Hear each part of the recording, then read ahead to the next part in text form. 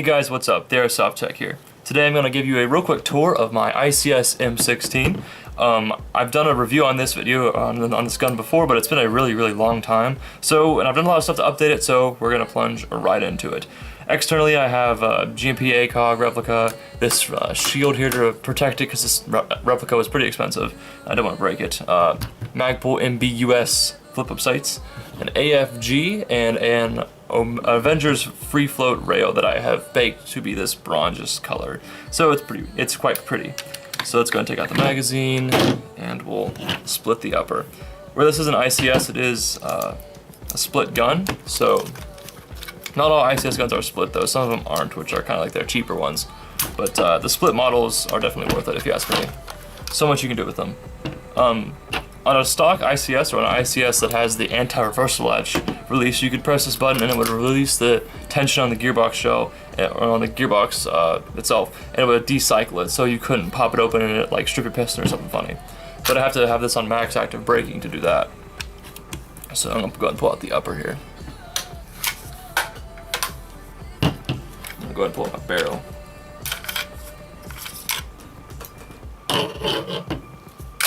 So I'm going to set the rest of the gun off to the side, and we'll just take a look at these parts for now.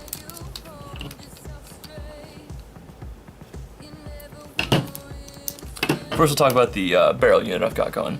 I've got the ICS stock hop-up unit. I have an R-hop with a low neck 70-degree bucking and a Mad Bull 603 363mm barrel. It works fantastic, and I've got to say ICS chambers are probably some of the best on the market if you ask me, simply because of the design that they have. They're a rotary design hop-up unit, and a lot of rotary design hop-up units don't apply pressure correctly. Examples of would be Crytac, VFC, Pro, and they all don't do it right. This one does it right. So that's what I wanted, and that's what I got. And this is a fantastic hop-up unit. I'm easily touching out the 250 plus feet with 3 2s. So that's all this is right here, and I'm going to set this off to the side. This right here is my upper gearbox. I can easily swap these in and out. All I have to do is pop it and swap them. And it's really not that hard at all. And the upper contains the piston, the spring guide, the cylinder head, air nozzle, and the tappet plate. So it's got all that stuff in there, and we'll take a look at it all. Alright, so here we go.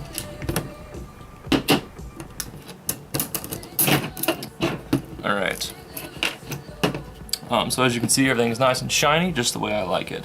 And this is an M120 spring, a really long one actually. It gets me around 400 FPS with the .20, so around 1.4, 1.45 joules, somewhere around there. On a longer barrel, it gets me around 420 FPS. I'm not exactly sure of the joule equivalent of that off the top of my head, but that is what it gets me. That is on a longer barrel, so this is the shorter 363mm barrel that I have for it. Standard spring guide. I think this is a D-Boys because it's got ball bearings and it's got that cheap feel to it. So I believe it's D-Boys, JG, something along those lines, but it is ball bearing, and that's really all that matters. I have a Lonex red piston. It's kind of chewed up where I've split the upper and I've done it wrong, and so it'll catch on the sector gear and it'll strip a little bit of the teeth. But this piston is actually fine the way it is right now. I don't expect it to break anytime soon. And then I have a G&G piston head on this thing. I've modified it where it has that factory defect, the manufacturing defect where they mold it incorrectly to where it will not get a proper air seal. All that problem is the upper portion of the piston head, this portion right here, is too close to the lower portion, so an O-ring can't really sit in there properly. It just sits in there and it gets stuck, so it can't expand on the cylinder and get a proper air seal like other piston heads will. So I had to modify that a little bit by putting screwdrivers in there, and that expanded it, and I left it like that for, a couple days, and that was fine. Right here we have the compression system. We have just a ZCI cylinder. It works fine. It's a full cylinder, so why not? SHS cylinder head, I'm sorry. And I have a faucet washer on there for AOE correction. I don't like Sorbo anymore. It just doesn't reset in time, in my opinion, in my experience. It usually just ends up with your piston getting a shorter lifespan than it really should. I have an SHS Tappet version 2, not cut, so I didn't have any feeding issues with this gun at all. And I have an SHS AK air nozzle. Now you might be wondering why I have an SHS AK air nozzle as opposed to an M4 nozzle, and that's simply because the M4 nozzles are slightly too long for the ICS upper gearbox to hop up sealing. So you end up having to shave an M4 hop up M4 air nozzle down, and you won't have to shave an AK air nozzle down. So I want the SHS AK long air nozzle, and that works just fine. Like I said, SHS tappet plate, nothing really fancy about it. I did shave down the front of it a lot so that it seals really, really well with the front of the hop-up unit, and that's what's good about this setup. It seals really well. It's an incredibly consistent gun. So let's put it all back together and move on to the lower. Alright, so now the uppers together, we'll move on to the lower.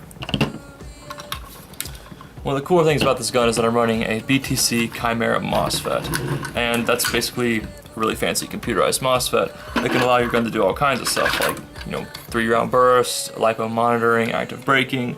That basic stuff is essentially just the surface of it all. And there's so much more you can do with this MOSFET. And primarily I use it for the cycle completion, and I just like the fact that I can spam semi as fast as I can, and it's always going to cycle. So that combined with my motor and gear combination, the ratio and the TPA I'm running, I get some incredibly fast trigger response. I'm actually running mostly the stock ICS externals just because I like it. It's simple and they mesh well together, such as the grip and the lower receiver.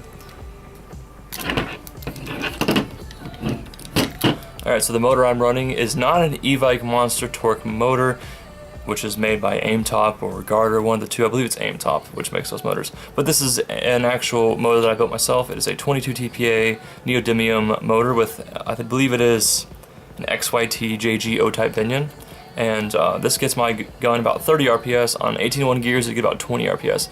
And this provides an awesome trigger response and incredibly good torque, which, granted, I don't need for this build. It gives me great trigger response as well. So that's really what I wanted. The magnets in that Evike can are actually really, really strong. So that's one of the reasons why I went with it. Alright, so here we are with the lower, and let's pull out the lower receiver, and we will check out the gearbox. Alright, so here's the lower portion of my gearbox. The ICS has the split, like I said, so all my gears, my anti-reversal latch, and my MOSFET and trigger unit are inside the gearbox in the lower. And I can easily split that and take a look at everything inside without having to worry about spring tension from the upper. Alright, so there's the top side of my lower. All it contains is actually the bushings itself, so not have to worry about anything up here. And there is my actual lower. My lower has SHS 13-1 gears, the Gen 3 version. These are some earlier models of the Gen 3, so they're really, really tough, and I've never had a problem with them. I've ran them on M150 springs, M130 springs, currently running an M120 spring, so I won't think I have any problem on it soon. But there it is. Nice and shiny. As you can see, I'm not running a sector delay chip, mainly because I didn't need to. If you don't need to run a sector delay chip, I advise that you don't, because it can cause feeding problems and FPS problems. There's no reason to make your feeding better if it's already good enough. In addition, I'm running a Retro Arms red straight trigger. This is one of their first ones they ever made, so it's pretty cool. I got it from a friend that I bought it off of, so that's all awesome and stuff. Here is my BTC Chimera. It's a Mark II, so it has the cutoff lever extension from it. It doesn't require a cutoff lever. It has its own cutoff lever and an electric sensor, I guess you could say. It's a switch that your sector gear will trip once it spins around. The cutoff cam on the sector gear hits it. So that's all cool and stuff. The ICS split gearbox shell, it looks really awesome with this inside of it, I will say. I really do like popping my, splitting the lower from the upper and just showing it off to people, like showing them my trigger response and how quickly my gears will cycle and how they'll always stop at the same place. It's kind of like that, it's like a poor man's PTW almost. And that's one of the reasons why I really like ICS, is because I like how the PTW works, but I'm not a huge fan of the PTW system itself. I'd like to get one, but I'm not paying the price for it, really, as of right now, that is. So this is as close as I'm getting to it, and that's why I like ICS. That's really all my lower has. It does have 7mm bushings, and that's kind of a downside. I would like it if it had 8, but I can always ream these out later with some sort of machine if I wanted to. But that's in the future, and that's probably not going to occur for a while, because I almost always run bushings, pretty much because they don't break, and that's what I like about them. So let's put this thing back together and hear it shoot.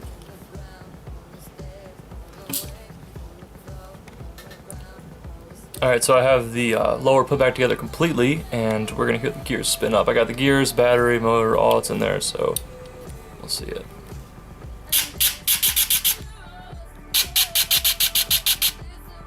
Yeah, nice, quick spin there.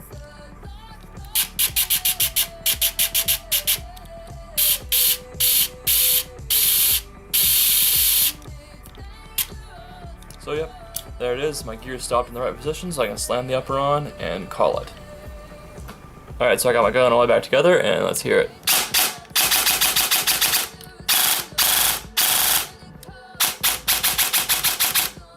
Trigger response is nice and crisp.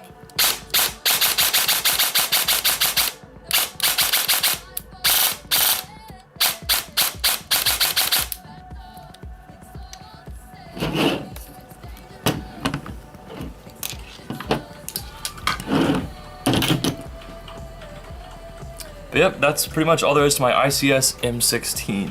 Now, a lot of things you want to know about this gun. It's pretty much completely Marui compatible on the inside. There's nothing really a problem there. You can buy plenty of spare uppers and lowers if you want to swap them out. Fitting a new hop-up unit is a little bit tricky though. You have to do some work to get a, say, Lonex hop-up unit, or you know, a regular JG hop-up unit, I guess you could say. You're gonna have some trouble there. And but I don't know, not sure why you want to replace it, because the stock ICS hop-up chamber is a really fantastic hop-up chamber design. If you just tune it, you know, flat hop, R hop, and put a flat hop nub in there, then it's gonna run fantastic. And so I don't really have any problems with this gun. This ICS split design, the version 2 split design, only works in ICS guns. I believe you can get it to work in like GMP and VFC guns if you do an extensive amount of modification, but as it stands, these only drop into ICS guns, so that is a downfall, I guess you could say. But like I said, that's pretty much all there is to my ICS M16.